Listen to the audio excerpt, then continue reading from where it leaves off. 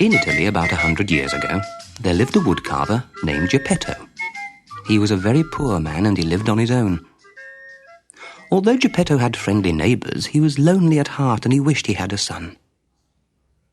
One day he had an idea. He decided to make himself a wooden puppet, a wonderful puppet that would know how to dance and fight and leap like an acrobat. With this puppet, Geppetto could travel the world. People everywhere would pay a lot to see them perform their tricks. But more important, it would be like a son to him and keep him company. Straight away, Geppetto chose a log from his woodpile, took his sharpest axe, and set to work. But just as he aimed his first blow, he heard a very small voice. "Oh, don't hit me too hard, please." You can imagine how surprised the old man was. He looked at the log, he looked all round the room, he even opened the door and looked outside, but he could see no one. So he started again, just a little more carefully. All went well as Geppetto stripped off the bark, but when he took his plane to smooth and polish the wood, he heard the same little voice breaking out in giggles. "Stop it! Oh, stop it! You're tickling me!" And Geppetto dropped his plane as if he'd been struck by a bolt of lightning. The woodcarver sank into his rickety chair and stared blankly at the piece of wood. He stared and he stared until it seemed he'd been gazing for hours. He scratched his head and he rubbed his chin. He crossed his legs and drummed his fingers on the table. He puffed at his pipe. Then he knocked out the ash and grabbed the log again. "Well, this couldn't be better," he said to himself at last. "Here I am making a puppet, and before I've even carved his head, he's talking. By the time I've finished him, he'll be able to walk and run and dance and sing." So he chiselled away merrily. Geppetto whistled as he worked and thought up a name for his puppet. "I'll call him Pinocchio," he decided. "It's a good name. It will bring him luck." First Geppetto made the hair, then the forehead, then the eyes, and then the nose. It was there that things started going strangely wrong. The nose began to grow, and it grew and grew and grew. Poor Geppetto tired himself out chopping the nose down to size. As for the mouth, it started laughing at Geppetto before it was even finished, and then stuck out a tongue at him as far as it would go. Geppetto was alarmed, but he pretended not to notice. He pressed on with his work and fashioned the puppet's body and arms. Then no sooner had he cut out the hands than they pulled his moustache.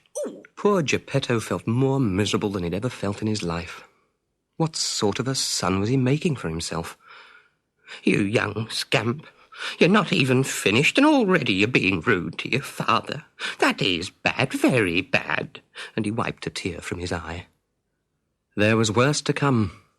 As soon as Geppetto finished off the puppet's legs and feet, Pinocchio gave him a kick on the chin, sprang down to the floor and ran out of the door and away along the street. Stop him! Shouted Geppetto as he rushed after Pinocchio. But the people were so amazed to see a wooden puppet running down the street that they could hardly move for laughing. The local policeman had more sense. He stepped out into the street, and when the puppet tried to dash between his legs, he picked him up by his nose. "Good evening, young man." Geppetto was grumbling furiously when he reached them. He seized Pinocchio by the neck and hauled him off down the road. "You just wait till we get home. I'll soon show you what happens to naughty boys." Pinocchio wriggled free and threw himself to the ground, sobbing pathetically. Before Geppetto knew what was happening, all the people were calling to the policeman, "Protect the poor puppet, or Geppetto will kill him!" And they set up such a storm of protest that Geppetto was arrested and locked up in the police station for the night. Well, Pinocchio was free as a bird, and he scampered off, dancing and leaping and clicking his heels together. He played for hours in the streets and the fields and only went back home when the sun was setting. He pushed the door open and threw himself down in Geppetto's old chair by the fireside. Outside, darkness was falling, and it was turning windy and cold. But Pinocchio sat grinning with pleasure. He was warm and cosy, and on the very first day of his life he was his own master. But Pinocchio was not alone in the room. As he lay back in the chair and closed his eyes, he heard a rapid clicking noise, like the teeth of a comb being scraped on a table's edge. "Who's there?" said Pinocchio. "It is I." Pinocchio turned round and saw a big insect crawling slowly along the wall. "I am the talking cricket. and I have lived in this room for 100 years and more. So what? It's my room now, so just buzz off and leave me alone. I will not go until I have told you a great truth, replied the cricket. Boys who rebel against their parents never come to any good in the world, and sooner or later they will be bitterly sorry for what they have done. This was the last thing Pinocchio wanted to hear. Hold your tongue, you silly croaker, go away! But the cricket took no notice. Poor Pinocchio, I pity you. You really do have a wooden head. And what is more, you will come to a bad end. At these words, Pinocchio lost his temper. He snatched Geppetto's mallet from the workbench and hurled it at the cricket. Maybe he didn't mean to hurt him, but the mallet hit the little creature right on the head, and he scarcely had time to cry out before he fell limply to the ground.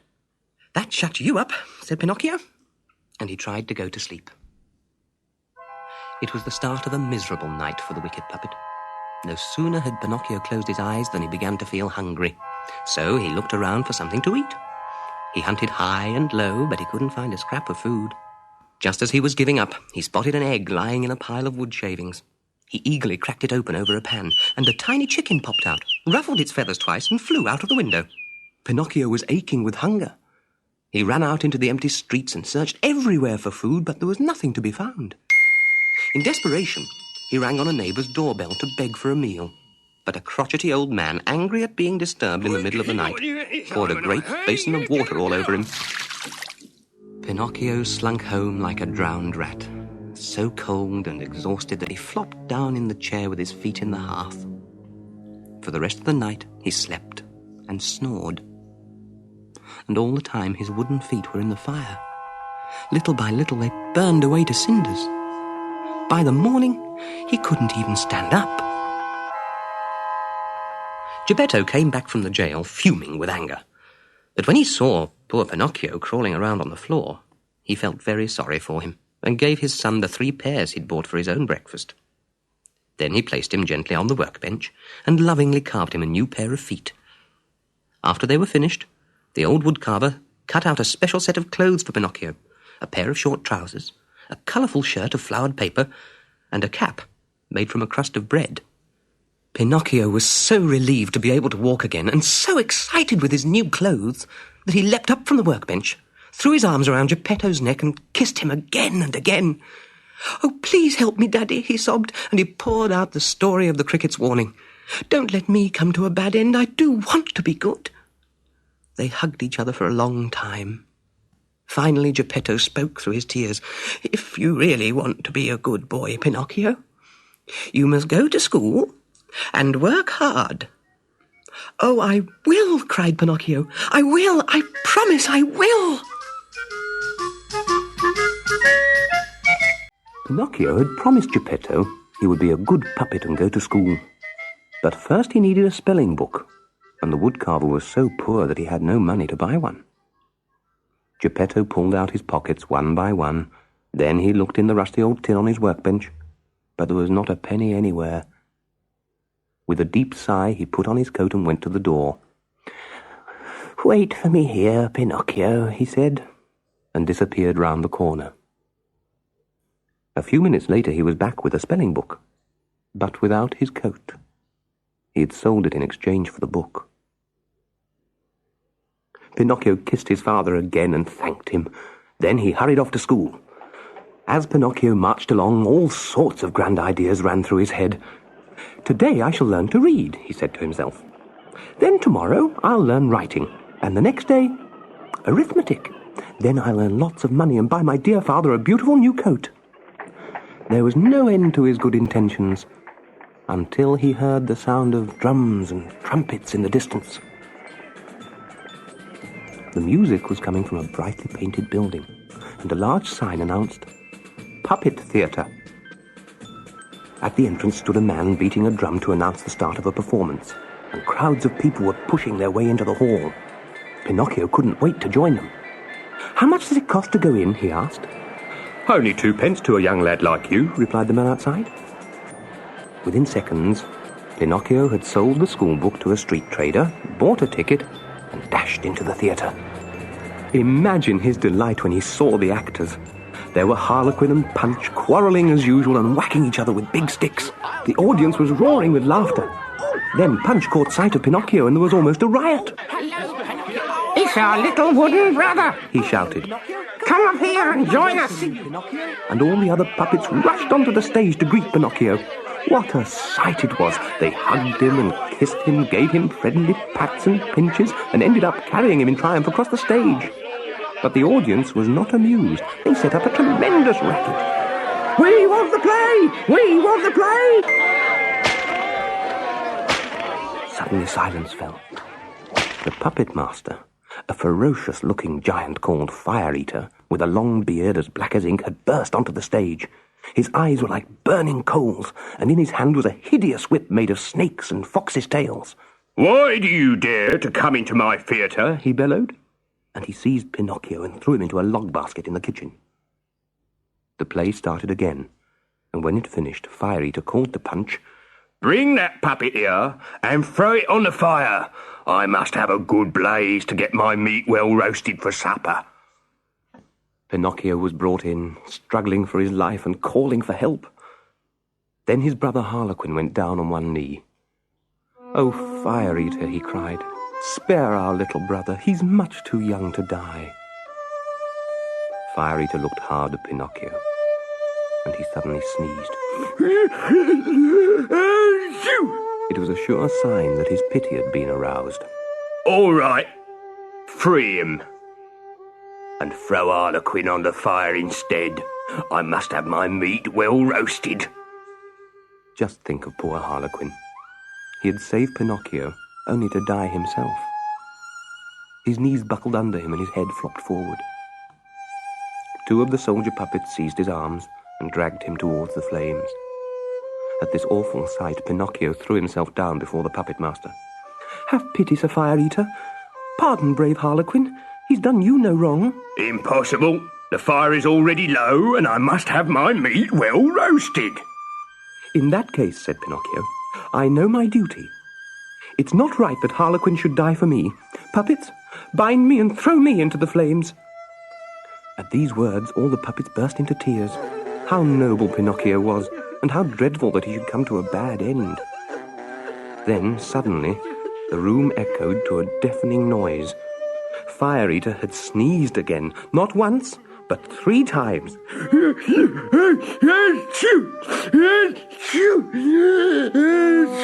And when he finally stopped, he lifted Pinocchio into his arms.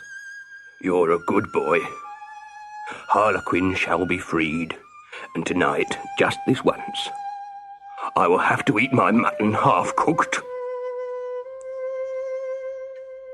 Sitting Pinocchio on his knee, he asked him where he'd come from and who his father was. And when he heard that Geppetto was just a poor woodcarver, he began sneezing all over again. "Here, take these 5 gold pieces and give them to your father, and tell him to keep a better eye on you in the future. Now get home, before I change my mind." Pinocchio left the hall with the cheers of the puppets ringing in his ears. He was as happy as could be. Now he could buy another schoolbook and give Geppetto a brand new coat. He whistled cheerfully as he marched back along the road, and at every step he tossed a coin high into the air, catching it as it fell. He could hardly wait to see Geppetto's face. Little did he know what fate had in store for him, or how long a journey he had begun. For he had not gone far when he met 2 travellers. A fox who was lame in one foot, and a cat who was blind in both eyes. These unfortunate creatures were helping each other along, the fox leaning on the cat's shoulder and showing him the way. "Good day," said the fox politely. "Good day, Mr. Fox," replied Pinocchio, spinning a coin casually in the air. The gold coin flashed in the sunlight. The fox's lame paw twitched a little, and the cat's blind eyes opened wide like 2 green lamps, but only for a fraction of a second. "I say," said the fox as they all walked along together, "what a lot of money you have. And what will you spend it on, if I may ask?" "First I shall buy a new coat for my father, and then I shall buy a spelling book. I'm going to school to learn to be good." "Oh dear," said the fox, "look at me. Through my long years of study I have lost the use of my paw." "And look at me," said the cat. Through my long years of study, I have gone blind." At that very moment, a blackbird perched in the hedge called out a warning. "Pinocchio, don't listen to those bad men." But before he could finish, the cat sprang on the bird and gulped him down in a single mouthful, feathers and all. "Nothing but trouble, blackbirds," sneered the cat. They were all halfway to Pinocchio's house when the fox suddenly stopped. "How would you like to double your money?" he asked. Naturally, Pinocchio was very interested, especially when the cat explained that doubling your money was child's play. If you knew how, you could easily turn 5 gold coins into 500, or even 5,000. "All you have to do," the cat continued, "is to bury your money in the field of miracles. You water it, salt it, leave it for 2 hours, and then what do you find? Your money has grown into a magnificent tree laden with hundreds of bright new coins." Instantly, Pinocchio forgot all about his father, the new coat, and the schoolbook. All he could think of was the wonderful field of miracles. He just had to see it. And at the very next turning, the fox and the cat led him away down a narrow winding lane and out into the country.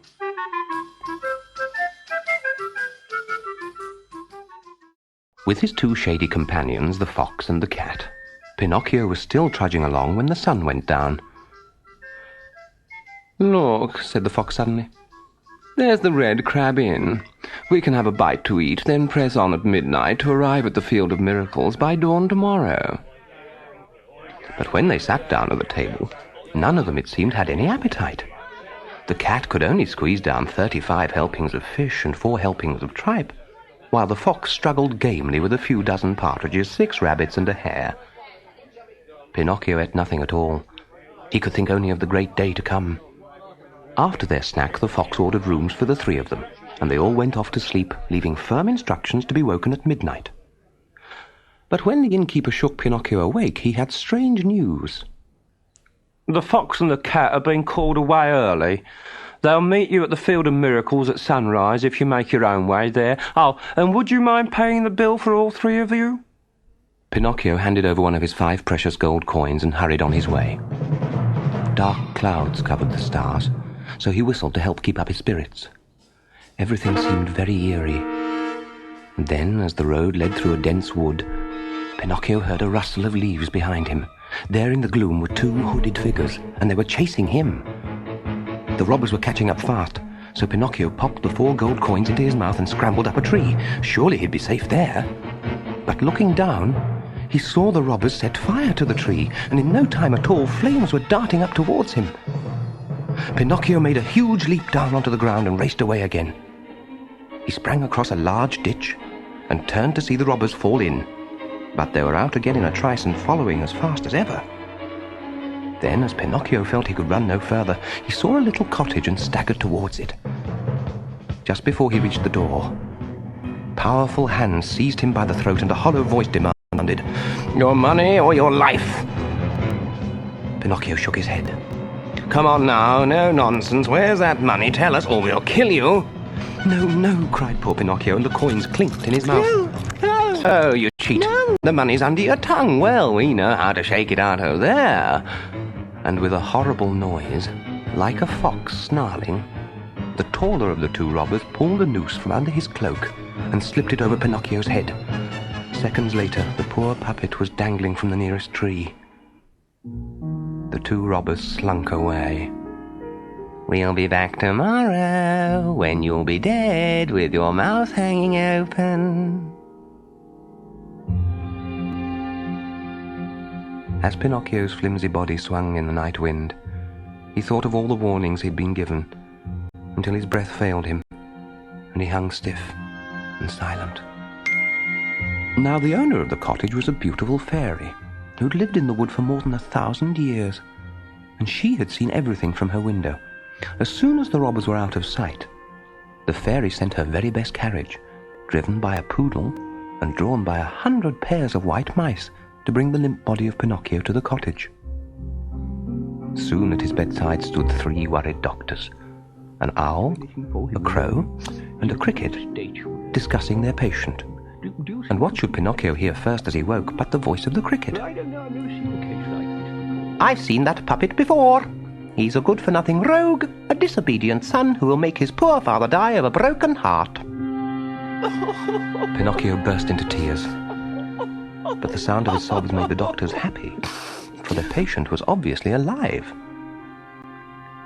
"When a dead person cries, it's a sign that he's getting much better," droned the owl. I think we may leave now, gentlemen." And out of the door they went. Then the fairy felt Pinocchio's forehead. He still had a high temperature and was very ill, so she made him some medicine. But because it was bitter, the puppet refused to take it. And when the fairy gave him sugar to sweeten the taste, he crunched down the sugar and refused the medicine. At that, the door swung open and 4 black rabbits entered the room, carrying a coffin for Pinocchio. "We have come to take you away," said the head rabbit. "To take me?" squealed Pinocchio. "But I'm not dead. Fairy, oh fairy, give me the medicine, please." And Pinocchio downed the bitter liquid in one swallow. "What a waste of our time," grumbled the rabbits. That's another journey made for nothing." And they all trooped out of the room muttering. "What a waste of time. All that journey made for nothing." A few minutes later, back we go. Pinocchio was well again. This is quite normal, you know. Wooden puppets are not often ill for long. He told the fairy the whole story, and boasted about how clever he'd been to hide the gold under his tongue. "But where's the gold now?" asked the fairy. I've lost it," said Pinocchio. And at once his nose began to grow. "And where exactly did you lose it?" In the wood." And his nose grew even more. "No, I remember. I didn't lose it. I swallowed it." And with that enormous fib, his nose grew so long that he couldn't turn around. If he turned left, his nose struck the bed. And if he turned right, it hit the window pane. "You're lying, Pinocchio," smiled the fairy. And she explained to him that every time he told a lie, his nose would grow. Poor Pinocchio was in misery, and the fairy had to stifle her laughter. So she called a flock of woodpeckers to trim his enormous nose back to its usual size.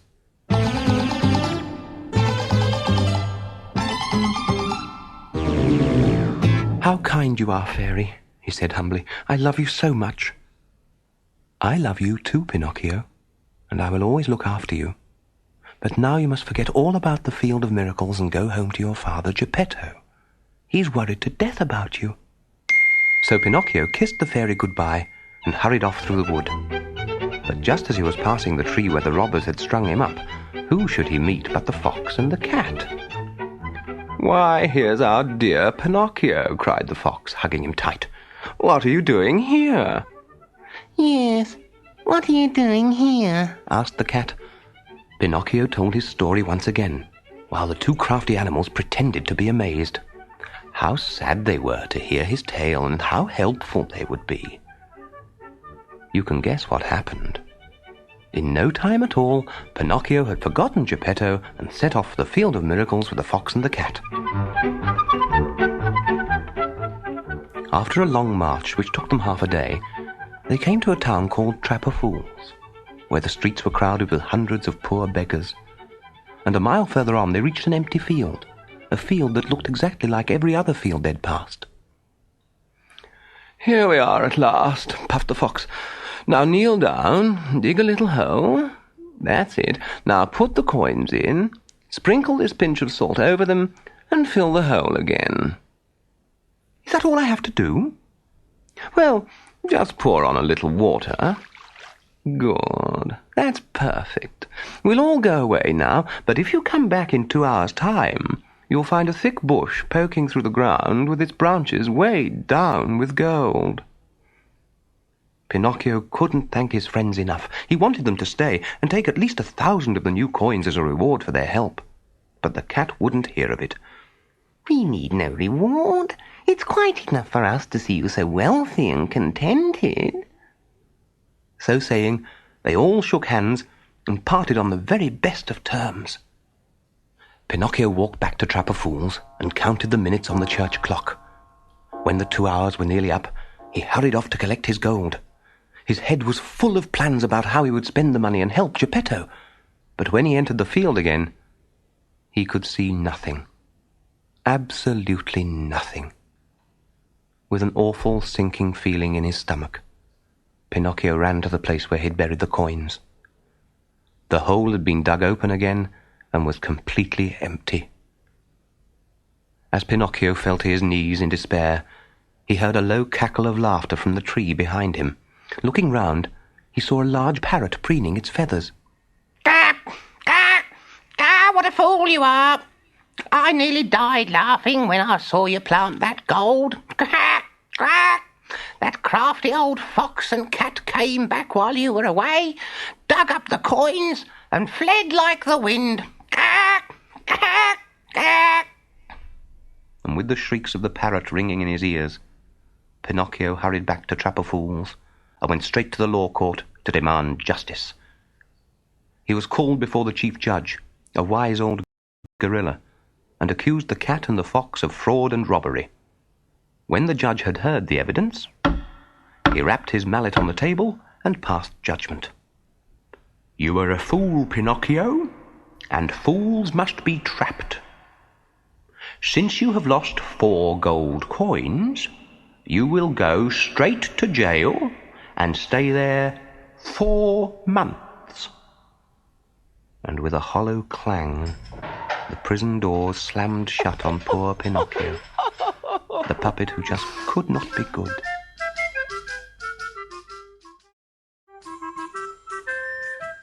After 4 long months in prison, Pinocchio was finally set free. And when the iron doors swung open, his only thought was to hurry away from the horrible Trap o' Fools. First he would visit the fairy, and then he would go home to his father Geppetto. The road was muddy from days of rain, but Pinocchio skipped along merrily until, turning a corner, he found his way completely blocked.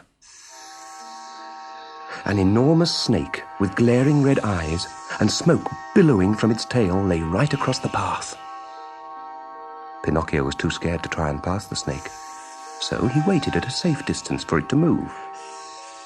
But the snake just stayed where it was, staring at him with its fiery eyes.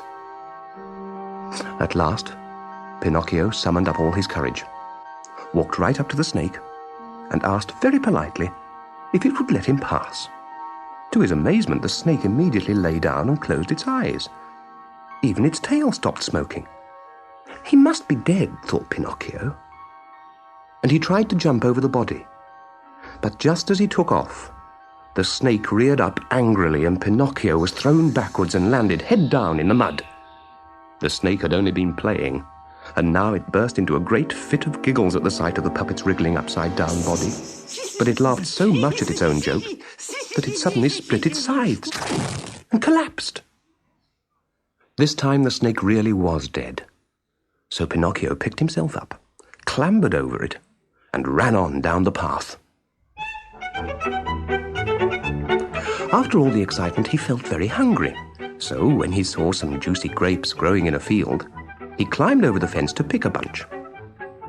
It was a big mistake, for just as he was stretching out his hand, there was a loud crack as the jaws of a hideous iron trap snapped fast around his legs. Poor Pinocchio screamed and yelled for hours, but no one came. Then, through the gloom, a farmer appeared. Well, well, what have we got here? Ah, so it's you that's been catching my chickens, and I thought it was weasels. It wasn't me, really it wasn't. I only wanted some grapes. Anyone who steals grapes is quite capable of stealing chickens. You're coming with me to the farmyard. My guard dog died this morning, so you can take his place. And to Pinocchio's horror, the farmer buckled a heavy dog collar around his neck and chained him to a kennel. If you see any of those thieving weasels, you bark at once, understand? Then the farmer went off to bed, leaving the puppet with a bowl of water and an old bone. Pinocchio lay down on the straw. Oh, how miserable he was. Finally he cried himself to sleep. But soon he was woken by strange noises. There, right inside the farmyard, were 4 large weasels. One of them tiptoed over to the kennel. "Evening, Melampo." "I'm not Melampo. He's dead. I'm a puppet, and I'm here as a punishment." Never mind, never mind. We'll give you the same deal as we had with Melampo. If you keep quiet and let us take 8 chickens each week, there'll be 1 plump chicken for you, all right?" "Well, And before Pinocchio could say more, the weasels had opened the door to the chicken house nearby and slipped inside. Quick as a flash, Pinocchio slammed the door behind them, rolled a large stone against it, and started barking as loud as he could. The weasels hammered at the door, but it was no use. The farmer came running out with his gun, caught all 4 weasels, and tied them up in a sack. "At last I've got you. You're for the cooking pot, you robbers. What a magnificent dog!" The farmer was so pleased with Pinocchio that he set him free and sent him on his way with many thanks. The puppet went off as fast as his legs would carry him, and he didn't stop running until he came to the wood where the fairy had lived. That's right, where the fairy had lived. Poor Pinocchio found no sign at all of the fairy's house. There was only a marble stone with these sad words engraved on it. "Here lies the fairy who died of sorrow when she was abandoned by Pinocchio." It was a tombstone. And when Pinocchio saw the words, he thought his heart would break. He fell down to the ground and burst into tears. He lay there weeping bitterly all through the night. "Poor fairy," he sobbed. "Why did you have to die? It's all my fault. I should have listened to you and not that wicked fox. And my poor daddy, what's happened to him? I want to stay with him always and never leave home again. Oh, fairy, please come back to life. Don't leave me here alone." And Pinocchio wished that he could die himself.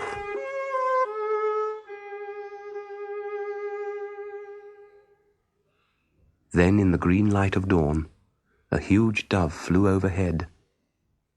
Hovering above the tombstone, it called down to the puppet. "Is that you, Pinocchio? I've been looking for you everywhere." And when Pinocchio nodded sadly, the great bird landed behind him, breathless with news. "You must come quickly. Your father Geppetto is about to sail away. You have been lost so long, he thought you must have come to another land. He's built himself a boat to cross the ocean and search for you." Pinocchio sprang onto the dove's back, and away they flew, soaring high above the clouds. He was so scared of falling that he hung on tightly with both hands. There was a long, long way to go, so they flew all day and they flew all night, and early the next morning, the dove left Pinocchio on a stony beach. A crowd of people were there, shouting and waving out to sea. "What's happened?" cried Pinocchio. "Tell me, please." An old woman explained. "Her father has set out in a tiny boat to find his lost son. But now the storm has blown up, and he's sure to drown." Pinocchio scrambled up a high rock and stared out to sea. Sure enough, there in the distance was Geppetto, waving helplessly back to shore. "Daddy, I'm coming!" shouted Pinocchio. "I'll save you!" But at that very moment, a huge wave crashed down on the boat, and it was seen no more. Pinocchio dived into the foaming waters and swam on through the storm. He floated easily because he was made of wood, but the wind soon blew him off course. The rain lashed the sea in torrents. Thunder crashed and lightning split the sky. Hour after hour, the puppet was hurled about like a bundle of sticks. And then, one enormous wave lifted him clear out of the water and dumped him down on a sandy shore. Pinocchio lay exhausted on the beach, as little by little the sky cleared and the sea became calm. He laid his clothes out to dry in the sun and sat gazing across the water for Geppetto's little boat. Wherever he looked, he could see nothing. But then a large fish came swimming round the bay, close to the shore. "Excuse me, Mr. Fish," called Pinocchio. "Yes, young man," replied the fish. who was in fact a dolphin and very friendly. "Have you seen a little boat with my daddy in it?" "Oh dear," said the dolphin. "Was that your father? During the storm he and his boat were swallowed by a whale. You poor boy. You won't see him again, I'm afraid." And he swam sadly away. Poor Pinocchio. First he loses the fairy, and now his father Geppetto. He put his clothes on, and with his heart as heavy as lead followed the road away from the beach. After an hour he came to a place called Busy Bee Village, where the streets were full of people all working at their trades. Wherever he looked, there was not a single person idle. "This won't suit me," thought Pinocchio. "I hate working." By now he was very thirsty. So he asked a young woman who was carrying 2 pails of water if he could have a drink. "Of course you can. Here, drink up." And Pinocchio guzzled as if he'd never drunk water before. "And I'll give you some bread and stew if you'll help me with these pails." "But I hate working. I'm not a donkey, you know." "And some syrup pudding." Pinocchio was so ravenous he could not resist. "All right then, I'll carry this smaller one to your house." They struggled up the road with the heavy pails, and as soon as they were inside her house, the woman gave Pinocchio his bread and stew and syrup pudding. He gobbled them down as if he'd never eaten before. When he'd finished, he looked up at the young woman, and there before him was the very face, with the same hair and the same eyes that he'd thought never to see again. "Oh, fairy, it's you! You're alive! I thought I'd lost you forever like Daddy. I've been so unhappy. Please don't make me cry again." And he threw himself down on the floor and hugged her knees. The fairy smiled and stroked his head. Then she picked him up and kissed him. "I'm glad to see you too, Pinocchio. Will you stay with me now, like a good boy?" "Yes, I promise."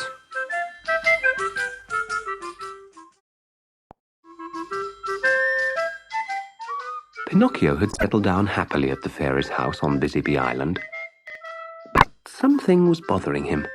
"I'm fed up with being a puppet," he suddenly said one day. "I want to become a real boy and grow up to be a man." "Oh, that won't be so easy," replied the fairy. "Puppets never grow. But if you are very good, perhaps we can make an exception. If you deserve it. No more lies, mind, and no more lazing about round here. You'll have to go to school and work hard." "You mean I can become a real boy?" shouted Pinocchio, dancing with glee. "If you work hard for a whole year and stop all your naughty habits, I promise that you will become a real boy. So off you go to school tomorrow." You can imagine what it was like when he first arrived. The other boys thought it was hilarious to have a puppet in their class, and they played all kinds of nasty tricks on him. But when they pulled Pinocchio's long nose, he set about them with his wooden feet and wooden fists until they learned to show some respect. Within a few weeks he was friends with almost everyone. But there was one thing the others still held against him. He was already top of the class. So one fine day, some of them stopped Pinocchio on his way to school and told him that a huge whale had been seen near the coast. "We're going to sneak off school and see for ourselves. Why don't you come along too?" Pinocchio wanted to wait until after school, but the boys all laughed at him. "The whale won't wait all day for you." So, once again, poor Pinocchio was led astray. But it was not long before he realized he had been completely fooled.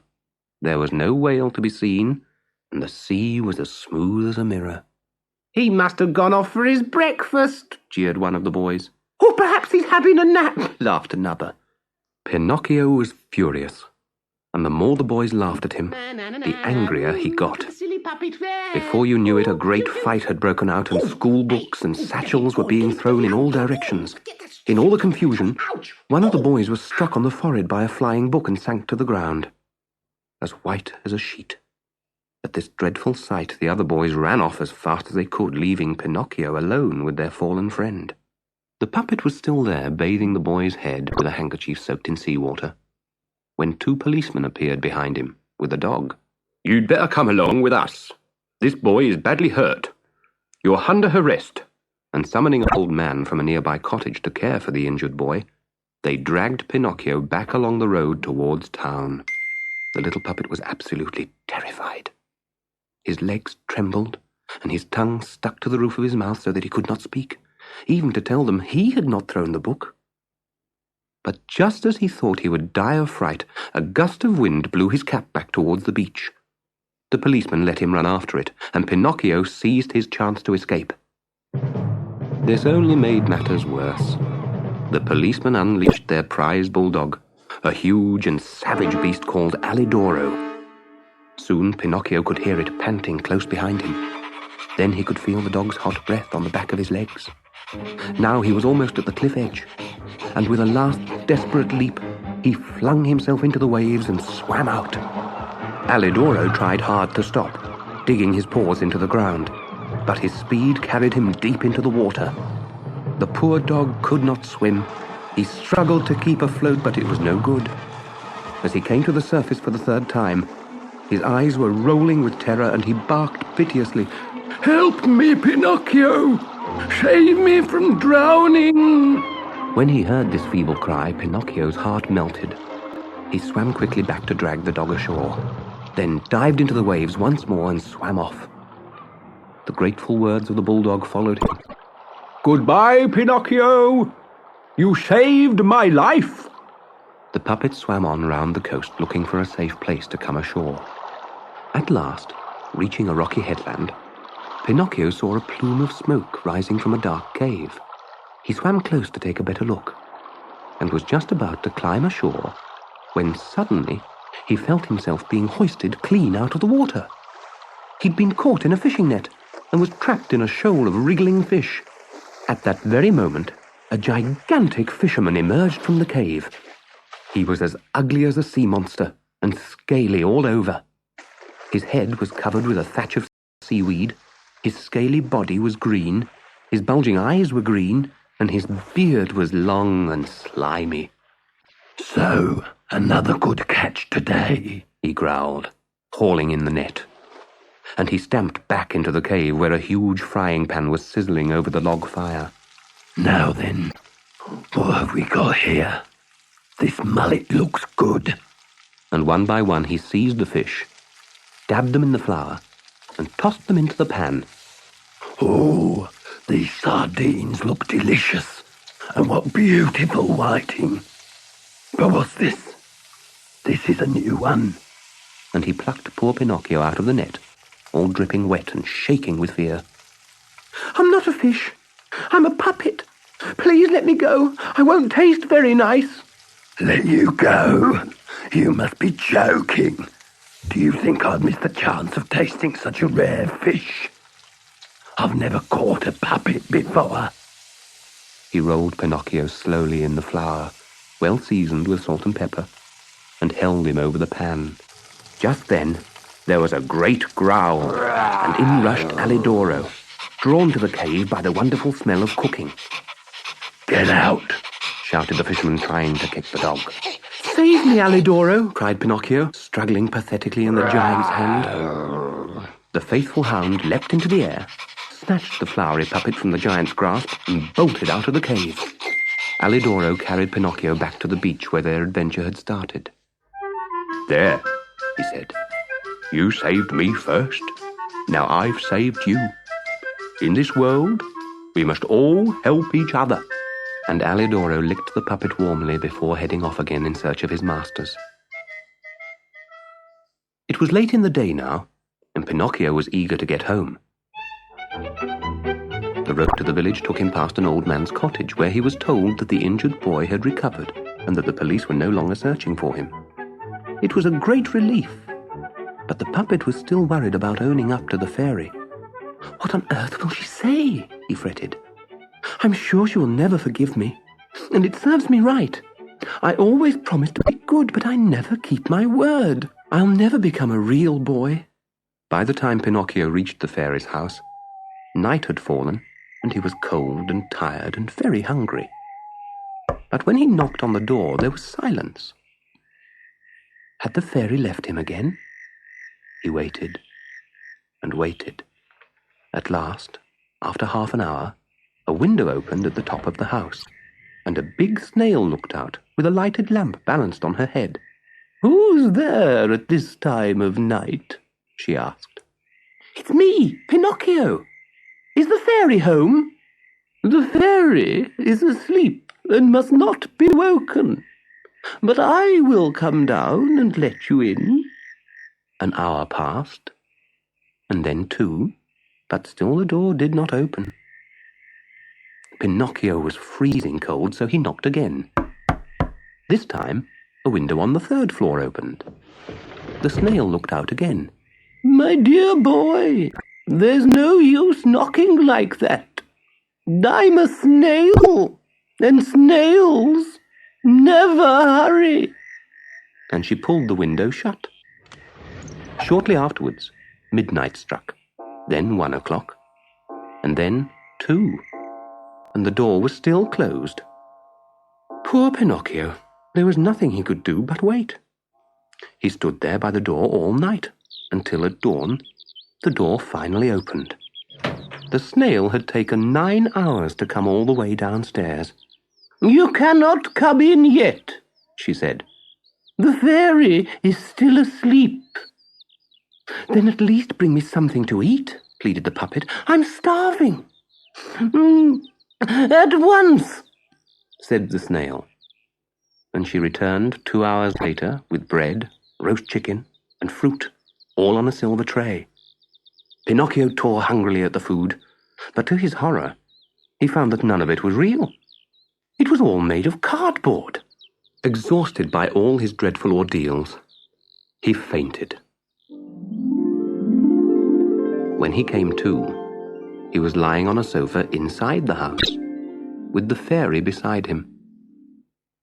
She was not angry, but she gave Pinocchio a solemn warning. "You know you've done wrong. I will pardon you once more, but woe betide you if you behave badly a 3rd time." Pinocchio promised again and again to change his ways forever, and this time he meant it. He never wanted to go through a day and night like that again. He had learned his lesson, and he kept his word perfectly for 1 whole year. The following summer he won the prize for the best student at the school, and his behavior was so good that the fairy was delighted. When he came home from school, she said, "Your wish shall be granted. You shall be a wooden puppet no longer. Tomorrow night you will become a real boy." In bed that night, Pinocchio could hardly sleep, he was so excited. Only 1 more day. If only he could be good for just 1 more day. "Just think, Pinocchio," said the fairy. "At midnight, you'll become a real boy. We must have a party to celebrate. Run out now and invite all your friends to come round, but don't be long. Make sure you're back before dark." "I'll be back, I promise," shouted the happy puppet. And he raced out of the house, jumping and dancing as he went. Pinocchio ran from door to door, spreading his good news. Everyone promised to come to the party, but his very best friend, a lazy scamp they all called Candlewick because he was so thin, was nowhere to be found. Pinocchio kept on searching. He ran right through all the streets 3 times, and eventually found his friend sitting just outside the village.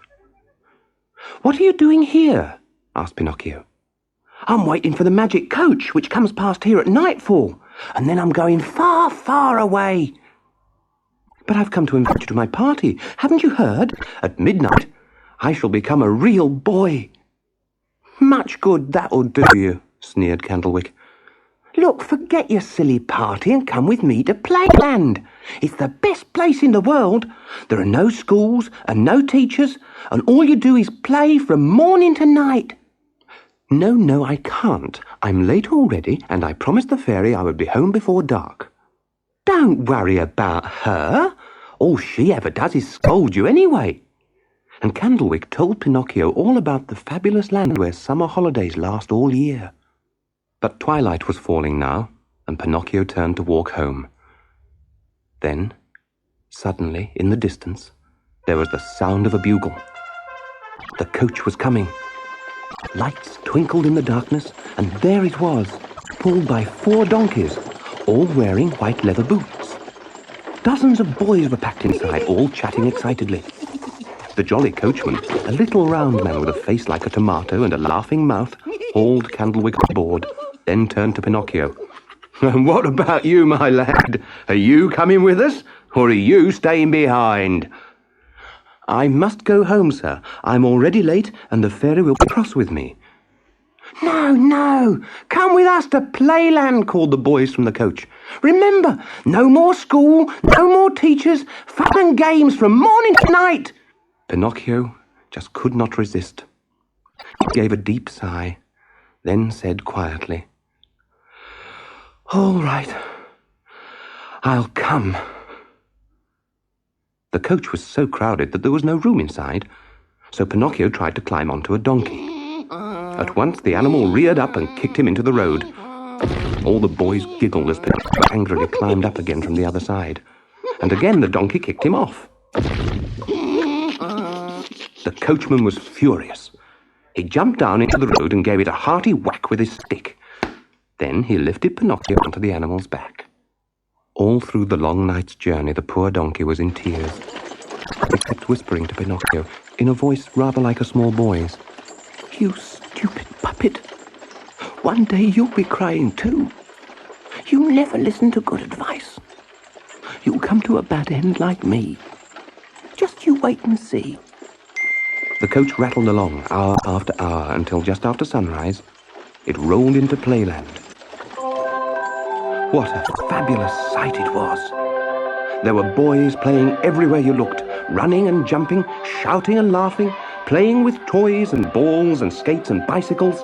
Some were dressed as soldiers, others made up like clowns. There were playgrounds and carousels, sandpits and theatres. The whole place was such a riot of fun that the new boys jumped straight down from the coach and plunged into the thick of it. How happy they all were! The weeks passed like lightning. Pinocchio spent every minute playing and never once regretted leaving home. "What a wonderful life," said the puppet each time he met his friend. "And to think you wanted to go back to the fairy," laughed Candlewick. "You're lucky to have me for a friend." Then one morning, after months of bliss, Pinocchio woke up to the most unpleasant shock he had ever had. His ears were long and brown and hairy, just like a donkey's. The poor puppet was so ashamed that he burst into tears and beat his head against the wall. But the more he cried, the longer his ears grew. Finally, in despair, he pulled a long cotton cap right over his head to hide his ears and rushed off to find Candlewick. "Candlewick!" At first his friend would not let him in, and Pinocchio had to wait outside. But after half an hour the door slowly opened, and there stood Candlewick with a cap just like Pinocchio's, pulled right down over his long hairy ears. You can imagine how foolish the two boys felt. For a few moments they stood in the middle of the room in silence. But then, instead of crying or consoling each other, they burst out laughing. At the count of 3, they tore off their caps and threw them into the air, and they started capering around the room, giggling and waggling their long hairy ears. They laughed and laughed until suddenly Candlewick stopped laughing and fell to his knees. Pinocchio looked down at him in amazement, then collapsed himself. Kneeling on the ground, they watched in horror as their hands turned into hooves, their faces lengthened into muzzles, and their backs sprouted coats of thick hair. And worst of all, they each grew a long tail. Then came a loud knock at the door. "Open up at once! You donkeys belong to me." And the coachman just kicked open the door and marched in. He put bridles around their necks and led them off to the marketplace. Candlewick was bought by a farmer who sent him to work in the fields, and Pinocchio was sold to a circus.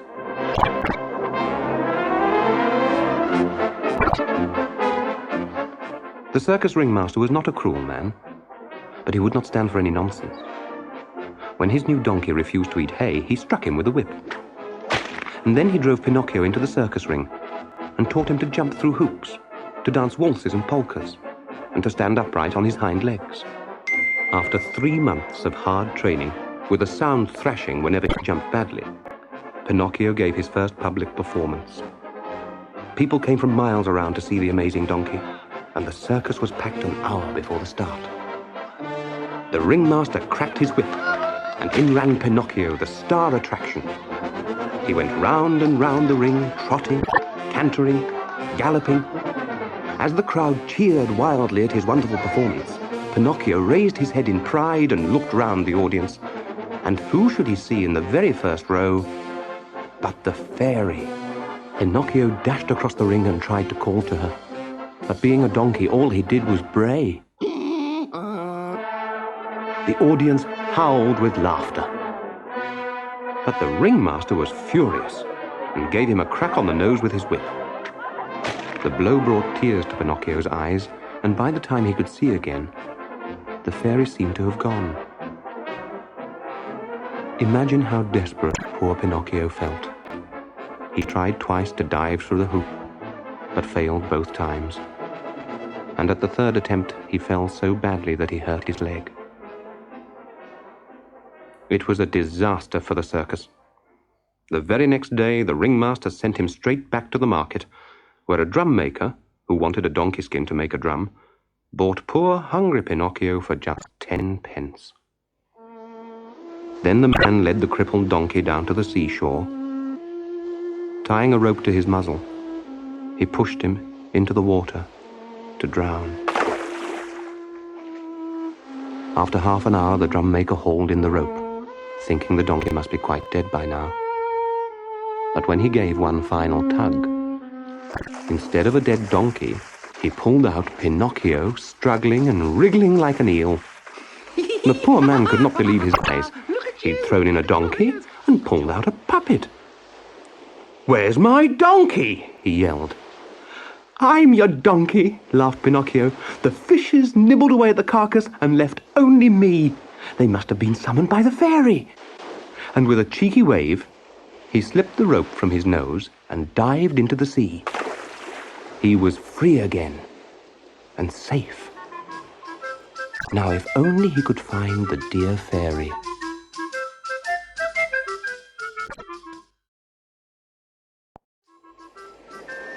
Pinocchio was in such a hurry to escape from playland and the drum maker that he swam far out to sea until all that could be seen of him was a tiny black speck on the horizon. He was so happy to be free that every now and then he swung his legs out of the water and waggled them above the surface, like a dolphin's tail. He swam for hours, not really caring which way he went. Then suddenly, he glimpsed a strange sight. Towering out of the waves was a rock of pure white marble, and on the top stood a beautiful little goat, which was bleating to him in a very friendly way and nodding excitedly. Most surprising of all, the goat's hair was blue. And Pinocchio realized that it was not a normal goat at all, but his good fairy in disguise come to rescue him again. His heart began beating at twice its usual rate, and he swam towards the goat with all his strength. But before he was halfway to the marble rock, a huge monster shark reared up out of the water. Pinocchio felt himself drawn helplessly towards its massive mouth and its 3 rows of enormous jagged teeth. Just think of Pinocchio's terror. He struggled to change direction. He cried piteously for help, and the blue goat called out in anguish, "Swim quickly, Pinocchio! The shark will get you!" But it was already too late. Gigantic jaws closed around the wriggling puppet, and everything went dark. Pinocchio felt himself sliding down the monster's throat and into its vast stomach. The and then he blacked out. When Pinocchio came to, he was terribly scared. It was very dark and eerily silent. From time to time there was a strange rasping noise, and great gusts of wind blew into his face. It was the shark breathing. Poor Pinocchio felt so lost and alone that he cried and screamed, "Help! Help! Save me! Won't someone save me?" Then out of the gloom came a low voice. "No one will save you, unhappy wretch. You can do nothing but wait to be digested." "Who's that?" stammered Pinocchio, shaking with fear. "It is I, a poor tuna fish, who was swallowed by the shark just before you. But I do not cry or yell. I am a philosopher. I count myself lucky to be eaten by a fish, and not by humans." "But I don't want to be eaten at all," cried the puppet. "I want to escape. How big is this shark, and where's the way out?" "There is no way out," replied the tuna with a voice of doom. "The shark is a mile long, and that's not counting his tail." Left alone with the tuna, Pinocchio might have given up hope. But while they were talking, he saw a tiny light twinkling in the distance. So, saying goodbye, he groped his way along the body of the shark. It took a long time for him to reach the flickering light. But when he finally arrived, he could hardly believe his eyes. He found a little old man with a long white beard sitting at a table with a lighted candle stuck into a bottle. And who do you think the old man was?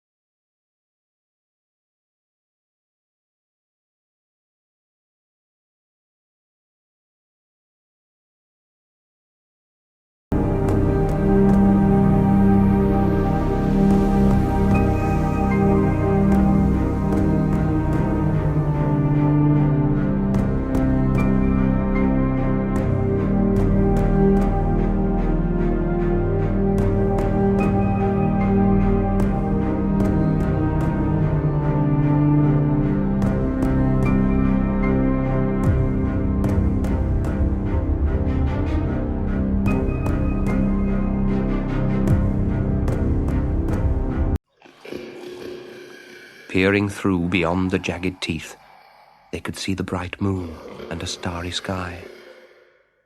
The shark was fast asleep, with his mouth wide open. "Quick, Daddy, we must get out before the monster wakes." And as the shark's snoring thundered in their ears, they climbed silently along its tongue, across its rows of teeth, and out onto its giant lip. Then Pinocchio took Geppetto on his shoulders, leapt into the water, and swam away. The sea was calm and silent, and the shark was still sleeping like a log. Pinocchio swam for hours, carrying his poor father, who could not swim a stroke. When dawn broke, the puppet was getting very tired, and there was still no sign of land. Then, just as he felt he could move his arms and legs no more, he heard a familiar voice. "No need to panic. I will have you on dry land in a few minutes." It was the tuna, and as Pinocchio and Geppetto clambered thankfully onto his back, he explained how he had followed their example and escaped from the snoring shark. The awful dangers were finally over. The tuna left them safely on a sandy beach, and Pinocchio thanked him again and again. Then the puppet and his father walked slowly inland looking for food and shelter. They had not gone far when they met two creatures begging by the roadside. They were the fox and the cat, who had fallen on hard times. The fox really had gone lame, and the cat really had gone blind. "Dear Pinocchio," whined the fox, "give a little charity to the needy." Yes, my dear boy, pleaded the cat. Do help the aged and infirm. But Pinocchio and Geppetto ignored the wicked pair. "If you're poor now, you deserve it. You won't catch me out again." "Pinocchio, dear boy." On they went, and a little further down the road they saw a pretty little cottage in the middle of a field. They walked across to knock at the door. "Turn the key and the door will open," came a voice from inside. So in they went, and there, high up on a beam, was the talking cricket. "Oh, my dear little cricket, how nice to see you," said Pinocchio, bowing politely. So, dear little cricket, is it? You didn't say that when you threw a mallet at me. You had no pity for me, but I will have pity on you.